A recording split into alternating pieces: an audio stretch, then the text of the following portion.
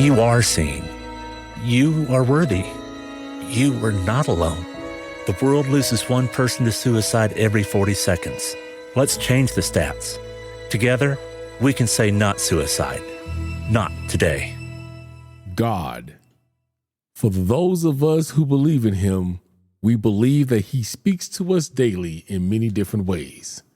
For one young woman, he spoke to her through pottery while she was on her scoliosis journey. Join me as I talk to author Morgan McCarver on this episode of True Crime, Authors and Extraordinary People.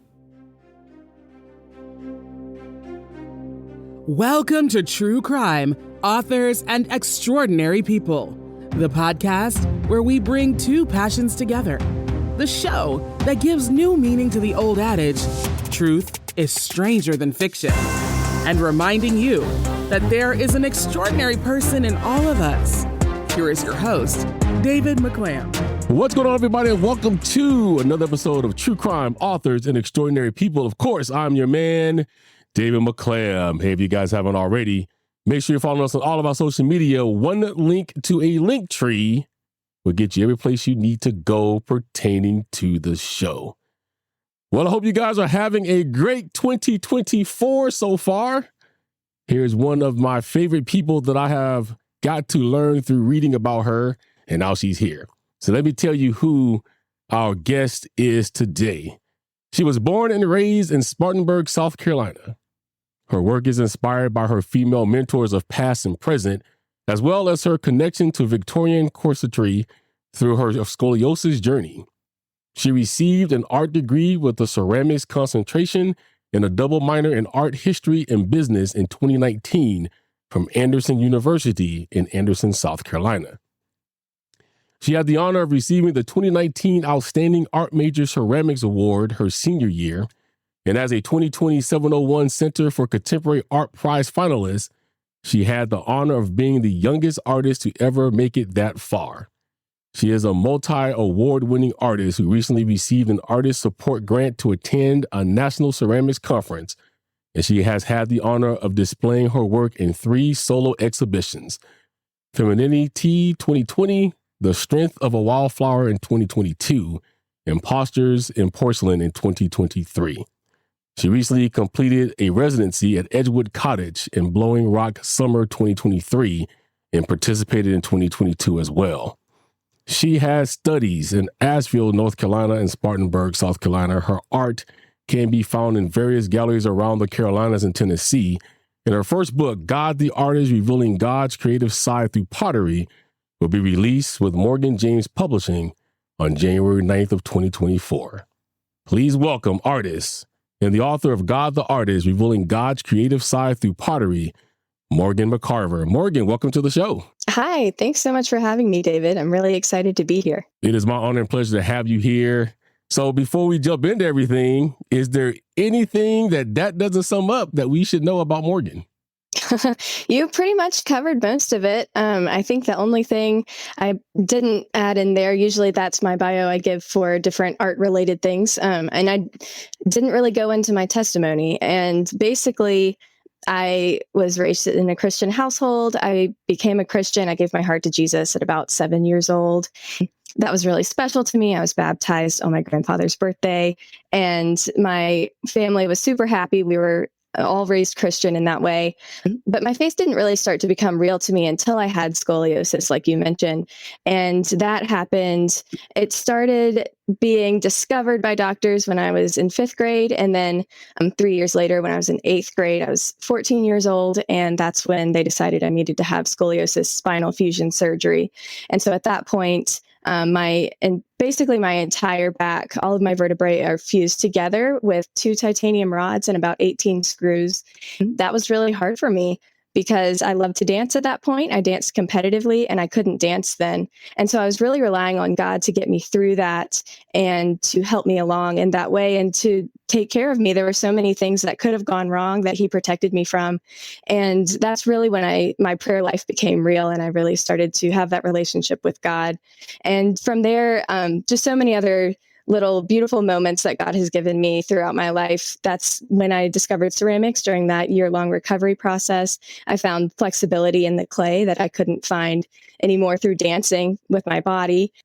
And so that really, the Lord allowed that terrible experience, what I thought was the worst thing that could have happened to me as a young teenage girl struggling with body image anyway, to deal with all of these major surgery type complications. He really allowed that to completely transform my life and direct my path in the ceramics world.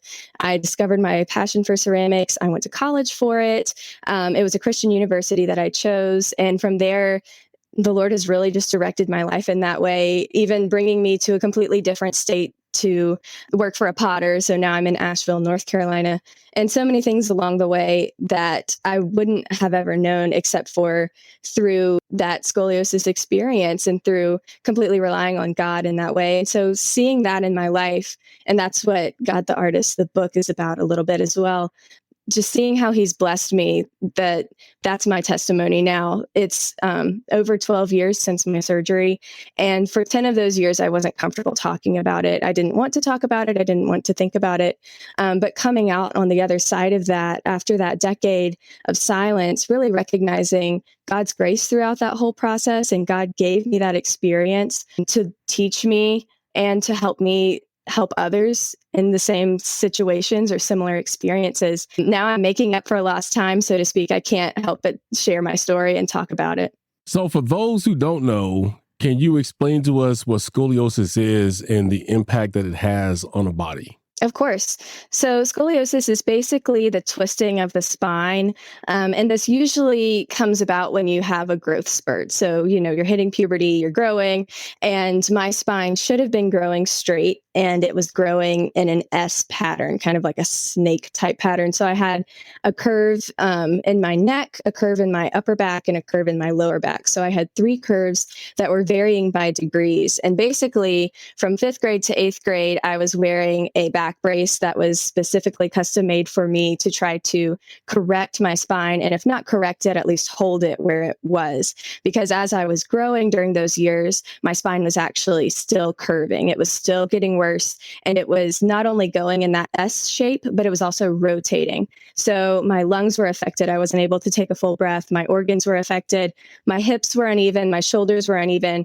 And so this was really going to affect my quality of life as an adult. And it was only going to get worse. And my surgery experience would only be harder the older I was. And so the doctors waited until I had stopped growing. And then at that point, that's when I had the surgery, so that I could be as tall as I could be and really stop that growing process, but also to hold my spine from getting any worse. So it was a very fine, sweet spot of when to have the surgery. So I knew about it for about a year before it happened, that it was going to happen. And so during that time, of course, it's very stressful.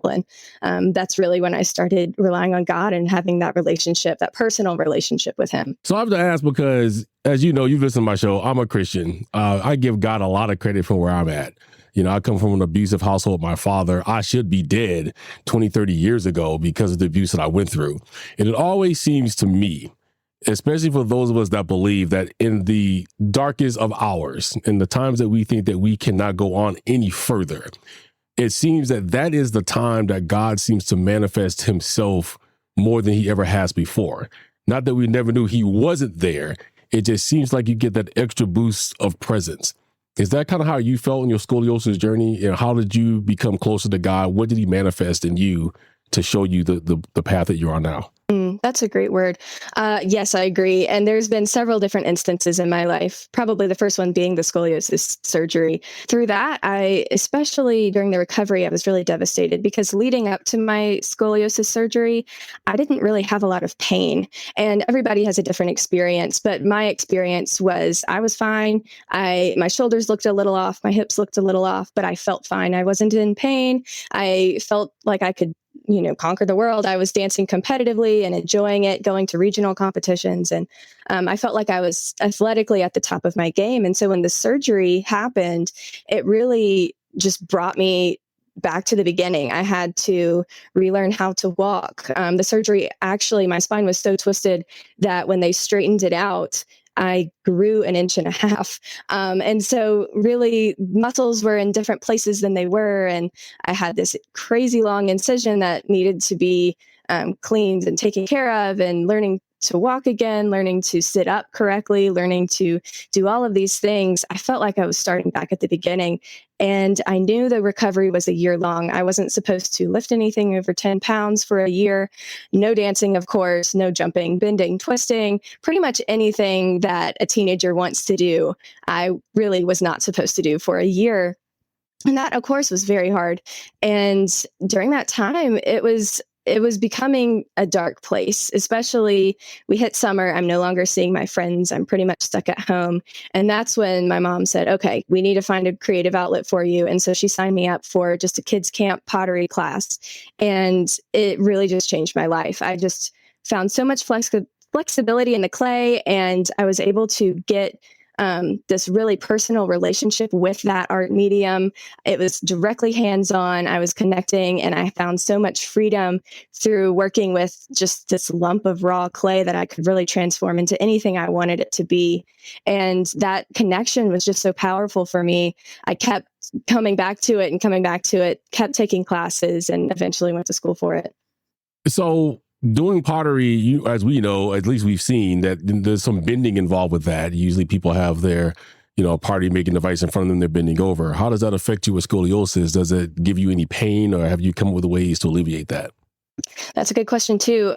So of course, I always seem to make things difficult for myself anyway, and I'm naturally left-handed, and I was taught to throw on the pottery wheel right-handed. And what a lot of people don't know, including me at the time, is the pottery wheel spins in the opposite direction for left-handed people. And I was never taught that. So there are several things that I really had to work through when I got to the university setting and realized, oh, I'm not doing this how everyone else is doing this, including, you're right, bending over the pottery wheel, because it is a sitting position. The wheel is supposed to be level with your hips. And so you're bending over pretty far. And at that point, I was cleared, of course. It had been multiple years, so I was allowed to bend, but I really don't have that range of motion. I am very stiff. I have very straight posture, and I can't get much mobility out of my spine because of the titanium rods and screws. And my professor was really good. She worked with me.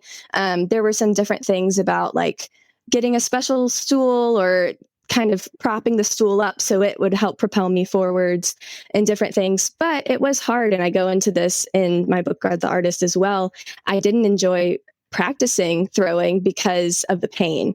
It was hard to practice, and it hurt to practice, and I really didn't want to. And so coming out on the other side of that, it did take me a lot longer to learn how to throw successfully, just because of my limitations and where I was at. And also not having strength. I really had to work back up, not being able to lift 10 pounds for a year.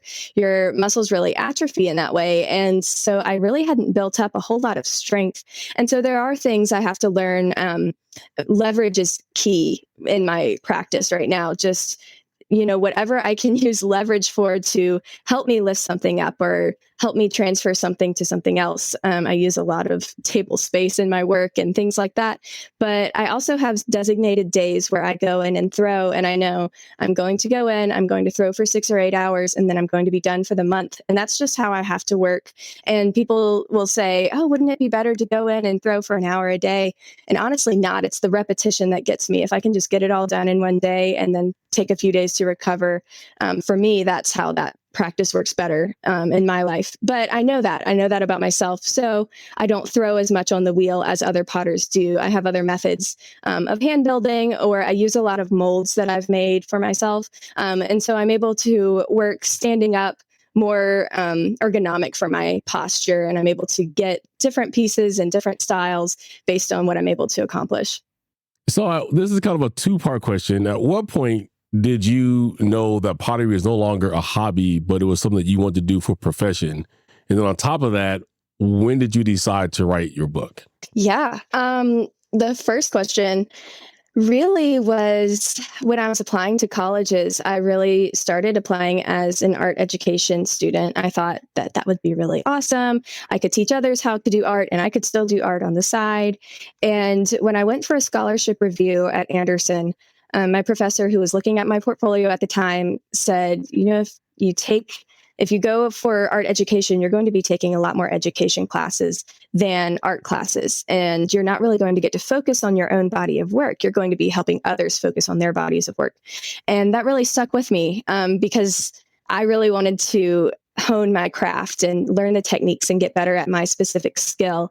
And at that point, I switched majors. Before I even got to college, I said, you're right. You see through me, you know exactly what I want to learn. And my parents were really gracious in letting me switch. But that is where the business minor comes in. They said, you've got to find a way to support yourself somehow. So of course I have that business minor in there. But I remember high school teachers, when I would tell them what I was going to school for, they would say that. They would say, don't let a hobby take over your life, or don't turn something that you think you love as a hobby into a job that you hate. And I struggled with that for a while because I was afraid, what if I hate this? What if I don't like it? And of course, there are days with any type of job that you don't love it.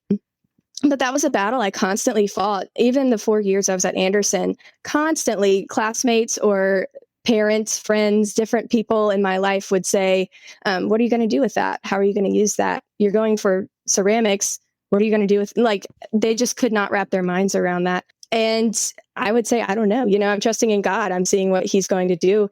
He's directing my path. He has directed my path so far. He's directing my path now. And I trust that he'll do that in the future.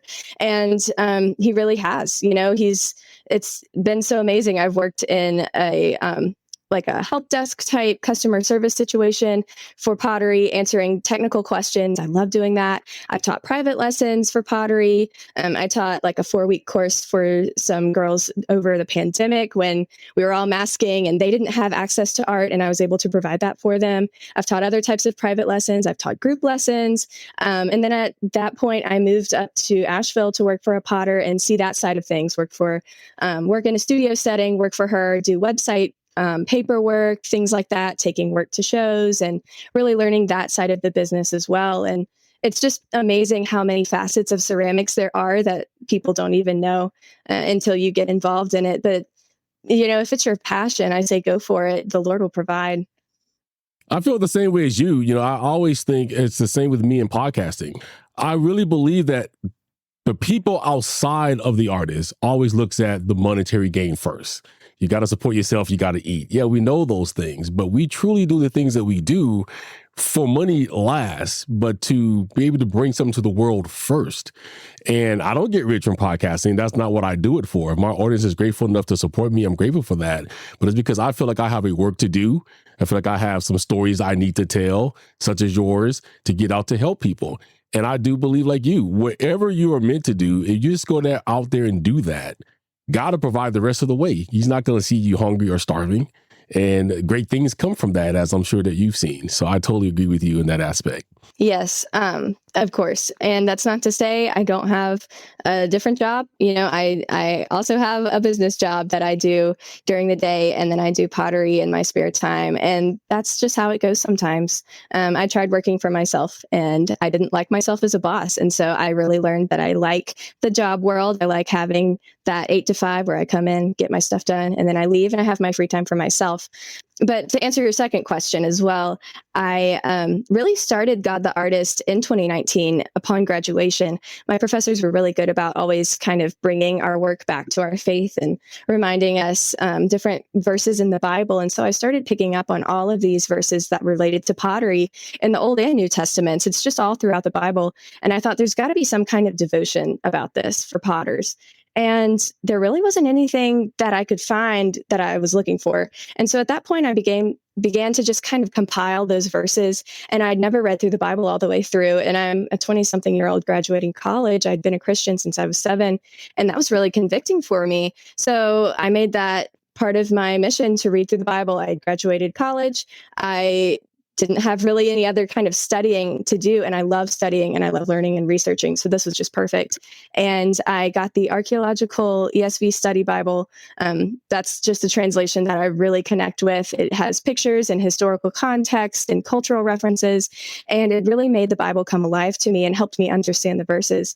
And so at that point, I began kind of compiling a rough draft. I sent it off. One publisher reached out, but they said I'd pretty much need to pay for an editor to rewrite the entire thing.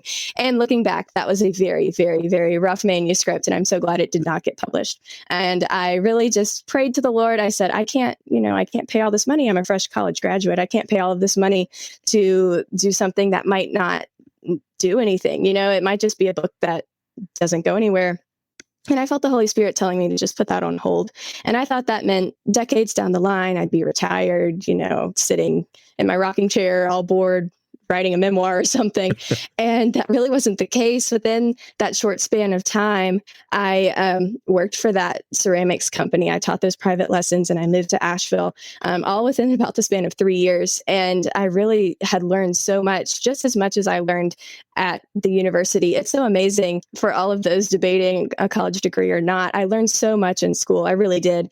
I learned about slip casting and so many different things that I had no idea of before going into it. But I also learned just as much in the real world about different aspects of ceramics that I didn't get to learn in school. Like, how do I know what pieces are selling? How do I know how to price my pieces? How do I set up a display for a festival? All of these things I was learning during that time. And at that point, January of 2023, I had some spare time on my hands and I really felt the Holy Spirit telling me to revisit that manuscript. And so in about 2.5 weeks, I rewrote the whole thing. I sent it off to some publishers and Morgan James Publishing reached out to me, and it wasn't a no, but it wasn't a yes. He said, it was Terry Wallen. He said that I really needed to increase the word count by about 1/3. So I took 1.5 weeks and I doubled the word count, sent it back for review. And then a little bit later, I got that acceptance letter and it was just a crazy feeling. And the rest has just been such a wild ride. I don't know how to publish a book. So I'm completely relying on God in this aspect of, if he wants it published, he's got to do it, because I have no idea what's going on. And it's just been so amazing through podcasting and everything. The Lord has just blessed me and shown me what to do. And I've just grown so much through this process as well. Well, let's talk a little bit about that book. I've started reading it. It's for what I read so far is phenomenal. Let me kind of wet the palate a little bit of the audience. I'm going to read just a small part of the synopsis that you have that's up on Amazon. It says, God the Artist is a 3-part step-by-step guide to pottery making and how it relates to Christianity. It provides a clear understanding of the references to pottery in the Bible, where they originate from and why they are significant to every Christian's life. It concisely interprets these pottery references in their original context while explaining biblical ceramic symbolism in a conversational way. The way I look at your book is twofold. It is teaching people how to do pottery, and at the same time, it is witnessing to them and it is giving them the references of the Bible. The one thing that I'm sure you've heard as being a Christian is not everything pertains to the Bible. We as Christians believe everything in the world pertains to the Bible. And if you just sit down and look at creation itself, how the world and the planets are hung, there's no way you can ever deny that there is a God. And it's something as simple as pottery. You've taken that and you saying, hey, let me teach you how to do this, but let me take you through this biblical journey and show you every spot in the Bible where pottery was there. God talks about molding man into his own image. That's pottery as far as I'm concerned. He built us out of clay, out of dust, out of dirt, right? So when you wrote this, what was manifesting yourself? What were you led to write in that book and those chapters that you did, and how did that come about? So I approached, when I rewrote the book, I approached it from starting at the very beginning. And so I say you don't have to be a Christian or a potter to read this book, that I really walk through both of those as we go along. And I really wanted to just give the very basics. I love to learn things, and I know other people do too. And so I want to start at the very basics of clay, and what is clay, and how do you get clay? What does clay look like? And really go through every step of ceramics from the basics. And that's what I'm hoping the reader will learn, as, like you said, learning about pottery as well as learning about the Bible. And there's so many references in there, but you're right. Even from the very beginning in Genesis, the first verb ever used in the Bible, in the beginning, God created the heavens and the earth. So there we have God as the creator God. He is the artist, and he is imagining these things that don't exist. And that's really what creating is. And I think it's beautiful, and it's something that people don't realize, especially doing festivals and shows where I am exhibiting my work and showing my work. People will come up to me and just tell me outright that they don't think that they're creative. And it really breaks my heart, because we are all creative. God is creative, obviously. In the beginning, God created the heavens and the earth. So we know he's creative. And he created all of us in his own image. And so if we truly believe that, then by default, we have to be creative. And that looks different for different people. We're creative in different ways. But I just think that's so beautiful that God has given us all this ability to make something that didn't exist before. And it's so many different things, from music to visual arts to performing arts. There's so many different ways, even organizing a closet. So many different ways to be creative and to use that gift that God has given you. And if you're finding joy through that creative process, then that's from God. God's given you that joy and you're honoring him in that way. And that's just something that I'm hoping people, as they read through God the Artist, they're learning about their own creativity. And so I've included creativity challenges at the end of each chapter that are open-ended enough where any reader can participate in their own way and really interact with the book and embrace their own creativity and their relationship with God as well. Have you heard from anybody that said they started doing pottery because of your book? Oh, that's a good question. Not yet, but I do know because of the pandemic, pottery has just really had a resurgence. Everybody, especially when everyone was staying at home, pottery sales for equipment was just crazy. And so I know that's kind of becoming a resurgence, and I know people are struggling to find instruction.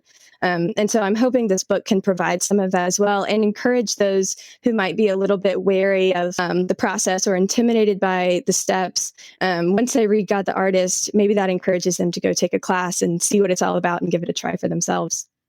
I remember back in the 80s, 90s, everybody wanted to do pottery because they watched that one scene in Ghost, right? They made it look like so good that they was, oh, we got to do pottery now. So I do know that people get inspiration from those things. I'm even inclined, because my wife likes to go to these places. They have it where you can like paint ceramic, like dolls or whatever that's there, and you them fruit baskets.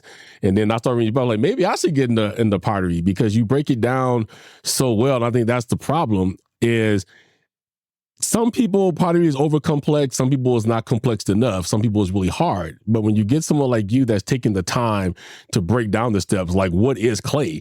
I've read many books. No one's telling me, okay, this is what clay is. Yeah, we know what it is, but what's the simplest form of clay? How do we get it? You know, can it be artificially made? You do all of that stuff so that we know what we're doing if we decide to jump into that. Who is the person that you are trying to reach the most with God the Artist? Honestly, it's the creative. Anyone who sees himself as a creative, which I think should be everyone. But I'm really writing these based on these different snippets in the book, like you talk about, going into the different rabbit holes of clay and all the different versions, from baking clay, air dry clay, to clay dug straight from the ground. These are all questions that I've had or that students I've had have asked me. And it really has encouraged me to really talk about all the facets of ceramics and to give as broad of an overlook as I can, because there's so many different things. I didn't really realize that you could dig clay directly out of the ground until I started working for the potter. So that was after I had graduated from Anderson, and I might have heard of it or heard, back in different cultures, whether it be the indigenous people of North America or the Indian cultures where they would dig clay from the ground. I know China is big on that too, but I didn't realize you could still do that today. But when I was still living at home at the time, so my parents' house in South Carolina, they've got that really nice red Carolina dirt. And if you're familiar with that, it stains everything. And that's actually clay. So I went out and dug some and I processed it. And it does take a good bit to process the clay. You have to kind of sieve out all of that gross roots, rocks, different grass type things that you might find like in dirt to get to the purest form of clay. And then you're wetting the clay and you're allowing it to dry to the proper consistency, and then you're working with it. And that was just something that was such a relationship to me, me as the potter, really seeing how far the clay has to go to get to a workable state. And so many of these things that I'm discovering myself as the potter, I'm able to see that symbolism in my own life with me being the clay and God being the potter. And that really just God giving me the grace to see those things and him telling me all of these connections. They're just so powerful to me. I really just had to write them down and share them with others, because there are so many references in the Bible. And I think they get overlooked, especially from a standpoint, if you don't understand the background of pottery, you can't be expected to understand the full symbolism of the verse. And I know there's so many different things like that, where there's no way I could understand parts of the Bible that talk about things that I don't have a background in. And so I really want to approach those verses from my ceramics background as well as my Christian background and say, this is what God is saying. And with this background of ceramics, you too can understand what God is saying. And it hopefully will just deepen your relationship with him and make you see a whole new side of him that maybe you've never thought about before. What was it like the first time that you actually created a pottery piece and you looked at it and says, wow, I finally did it? Oh, wow. Those pieces were not great. If I'm honest, but I've kept them. I have kept every single piece, and they're all very special to me. And I think that's such a beautiful thing to recognize. Again, as me being the potter and having that relationship with the clay, I spent all this time on this piece, having the experience at the wheel for the first time. And it's a little bit scary. The wheel is spinning around and I'm trying to work with the clay and I don't want to break it, but I have to handle it with enough force and confidence that the clay actually responds to my touch. And so there's all these different things that are going on. And professors will even say, like, the clay can sense your fear, or the clay knows what's going on. And it feels like that's true sometimes. And so you have to really approach the clay with confidence. And I think that's just such a beautiful symbol, again, of God approaching our lives with the confidence and the knowledge to do what he wants to do. Now that I'm skilled and understand how to throw better, I approach the clay with much more confidence than I did at the beginning. And so these pieces I'm making now are much more centered and much more consistent, and they're more to my style. Starting out with pottery, I didn't have a style. And that's something that people learn as well. You have a concept behind your work. And like you mentioned, I use wildflowers in my work because I think they are beautiful symbolism of representing strength, and especially feminine strength, especially coming from my background where I felt like I didn't have any strength during that recovery process. I was just so weak in so many different ways. I still today can be thought of as weak because of my back and different things. And so I think it's beautiful to have that symbolism showing that what looks delicate on the outside, sure, it's delicate, but it's very strong. And wildflowers are the exact same way because no one is cultivating them. No one's clearing out the weeds for them to grow. No one's making sure they get enough sunlight. They're really growing just from their own strength, and they're really only growing for God. No one planted them in any specific place. And if someone sees them, then it just brightens their day, but they're not made to be seen. They're really just made for God. And I think that's just such a beautiful symbol of our Christian lives as well. And so I'm incorporating these styles into my pieces down the line that were not in my pieces at the very beginning. That really takes years of practice and figuring out what I want to say in my work to get to where I am now. Now, all the things you do with pottery, we know you have a regular job. You also have a heart for the youth because you do work with the youth group in your church. With all the things you have going on, why do you feel that that's important to do at this point in your life? So when I graduated college, I felt like there were 3 things that the Holy Spirit was telling me to do. One was to read through the Bible all the way. And it took me 3 years. I went at my own pace and I didn't really follow any reading plan. I wanted to read it for myself at the pace I needed to go at. So I did read the Bible all the way through. The second thing was to discover my spiritual gift and get connected with the church, because I really didn't grow up in a church that discussed spiritual gifts. And I really learned about that kind of later in life. And I thought that was so amazing that when you become a Christian, God specifically gives you a gift, a spiritual gift to help his church and to get connected in that church as well. And so I really wanted to discover what my spiritual gift was and to use it for him, because I had not served in the church in that way. I'm actually very introverted, and my scoliosis surgery made me even more introverted. Only a decade after the surgery have I become less introverted as I had become. But I didn't see myself as a door greeter or any of these people who you see as the extroverted people in the church. And I didn't know where a place for an introvert really was in the church. I didn't know how I could serve. And so the church I'm at now, Brookstone, they were really good about offering a class specifically about spiritual gifts. So I took that class and I learned I have my top spiritual gift is knowledge. I guess I should have seen that one coming, but it is. And then administration, other things kind of are falling in second, wisdom, evangelism. And I reached out to a mentor in the church and I showed her this. These are my results from my weeks of study. This is what I am getting. How do I use this? And through talking with her, she really suggested working with the youth. And so it's high school, middle school, and high school kids. I actually work with the 7th grade students, 7th grade girls. And I have just found such a joy. That's never been something that I thought I would love to do.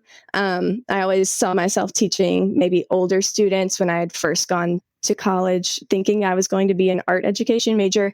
I thought, I don't know if I could deal with the younger students, but the 7th graders they have such an enthusiasm for life, and they're so energetic and they're so funny.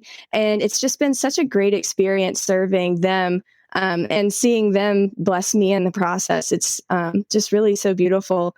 And now we're getting a new student center built, and we're actually going to start offering some ceramics classes. And so through that grant that you mentioned earlier, I was able to get a portable pottery wheel.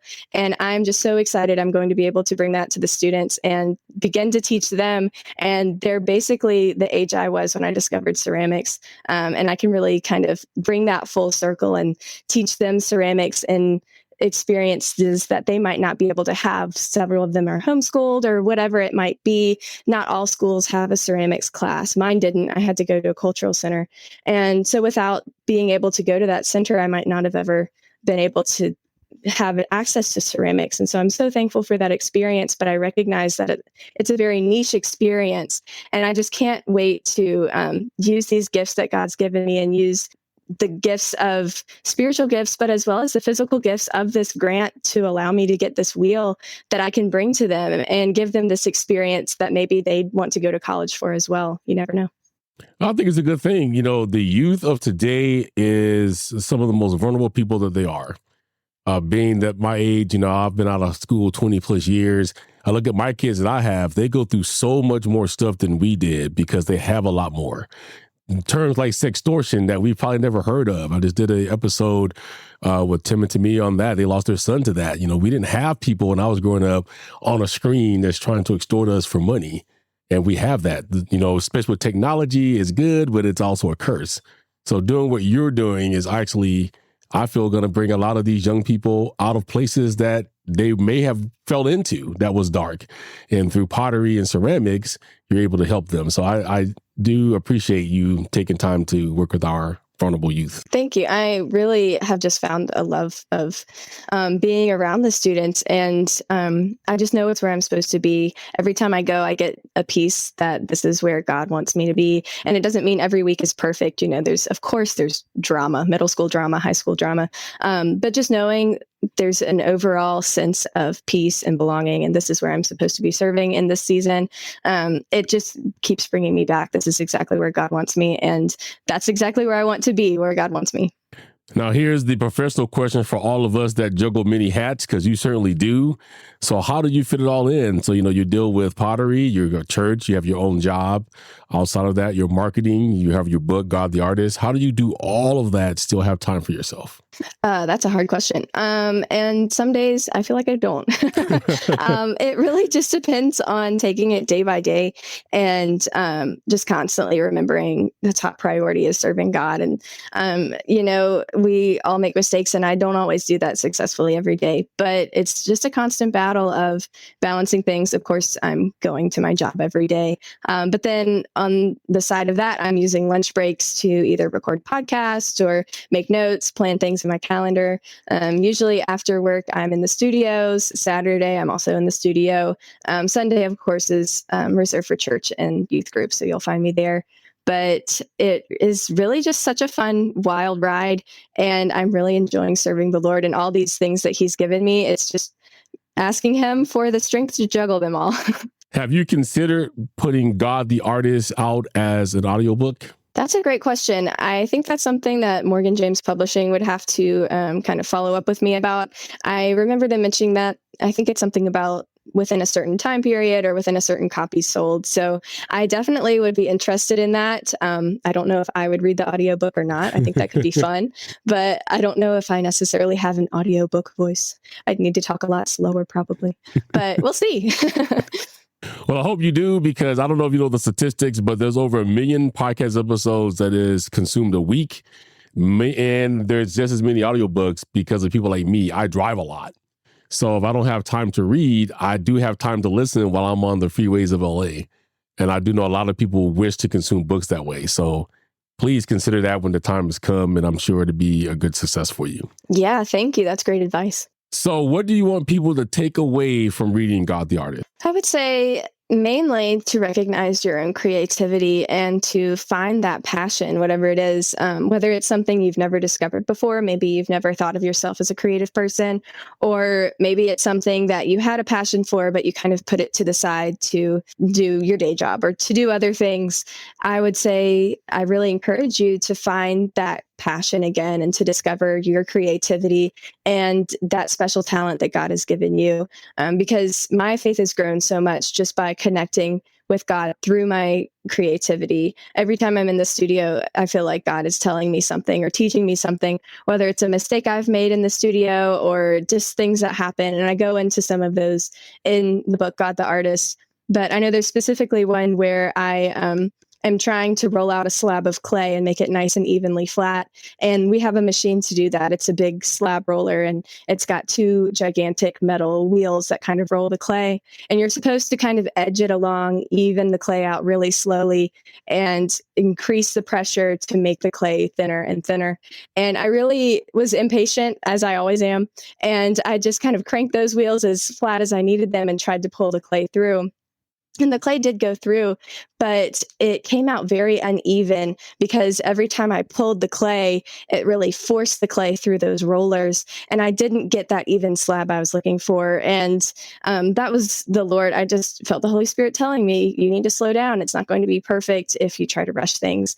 And that's so true in my own life as well. If I had tried to actually publish the manuscript in 2019, it would not have gone anywhere. I was not ready to talk about my experience. There were so many things about my scoliosis experience I left out of the book completely. And I really can't talk about ceramics unless I talk about my scoliosis experience, because that's the whole reason why I found pottery. And being able to look back on that and see that now, I'm so thankful that God gave me that rejection in that year. So different things like that I'm able to see through my craft and through working in my studio practice and doing all of these things. There's so many lessons that I believe God can teach you through whatever creative medium you choose, whether that be pottery or not. And so that's really just my encouragement for all of the listeners, is to really find what you're passionate about, find your own creativity, and just listen to God and embrace that relationship through the creative process. So what's next for Morgan McCarver? What can we look forward to going down the line? That's another great question. Well, the third thing, I realized I never said the third thing the Holy Spirit told me in 2019 was to visit the Holy Land. I know right now that is not feasible, but it is still on my list. I would love to go to the Holy Land. And who knows, maybe another book might be in the future. I do know I have another solo exhibition coming up in spring of 2024. So you can look forward to that. I'll be posting different things about that as well. But right now, I'm just so excited that God the Artist is coming out. I've got several different book signings lined up, and as well as going back to my alma mater, Anderson, to give a talk to the ceramic students and to do a book signing there. So the Lord's just continuing to bless me through this process, and I'm just so excited to see where God the Artist goes. What would you like to say in closing to all of your fans and readers and people who are newly discovering you? Wow. No pressure, right? I would just love to say, one, thank you for listening. Thank you for listening this far. You could have turned off my story anywhere along the way, and I appreciate you for listening all the way through. And I really just pray that the Lord blesses you, and pray that the Lord gives you the grace to find your own creative passions, and as well as find your own spiritual gifts. And that's something that like I said, I didn't serve in the church for a very long time because I didn't think I had the personality to serve in the church. And I think that's something that probably a lot of us feel and maybe you feel like you're burnt out. Maybe you chose or were put into the wrong place to serve, and serving shouldn't feel like a burden. It should really feel like an honor and bringing glory to God in that way. And so I would just encourage you to find those outlets, get connected, take a spiritual gifts class, find what you're passionate about, and do that for God's glory, because God's given you these passions. They are not bad passions. God has given you these beautiful talents and just inklings towards different things. You might be an extrovert, you might not. You might be an introvert like me. And there's so many ways that God can use us because he made us the way we are for a reason. So I just encourage you to embrace that and to believe that God's made you how you are for a reason. Like I said, it took me 10 years to believe that about my scoliosis surgery. I'm not saying it's easy, and I'm not saying it's quick. And there are days that I wish I didn't have it. But I recognize now on the other side of it, a decade on the other side of it, more than a decade on the other side of it, that's God gave me that experience to be able to share my story. And I'm so honored that he gave me that experience, because it allows me to share that story with the world and to share his goodness and his grace with the world, and to recognize that too. It's like you said, in the darkest moments is when we really recognize the beauty and the light of God. And so I would just encourage you guys to find that as well in your own lives.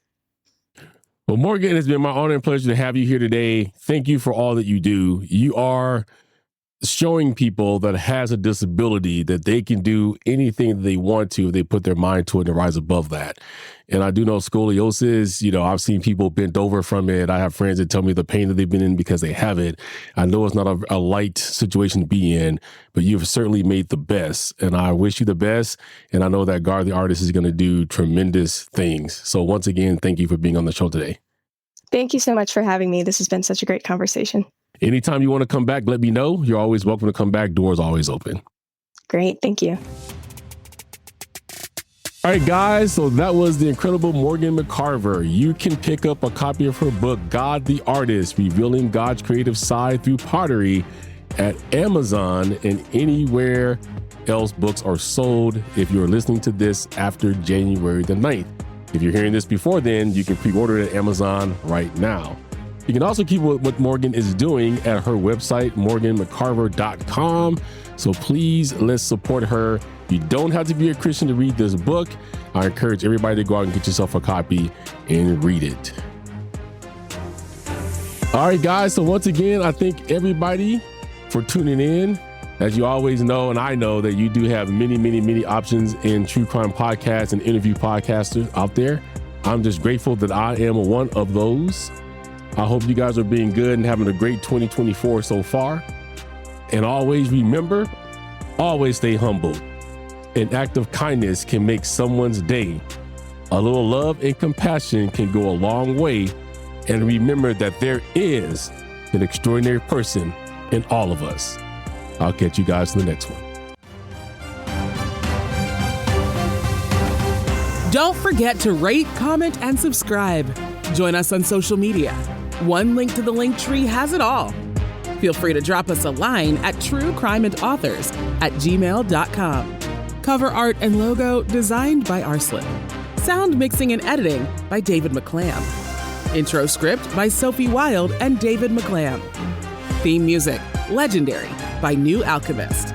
Introduction and ending credits by Jackie Voice. See you next time on True Crime, Authors, and Extraordinary People.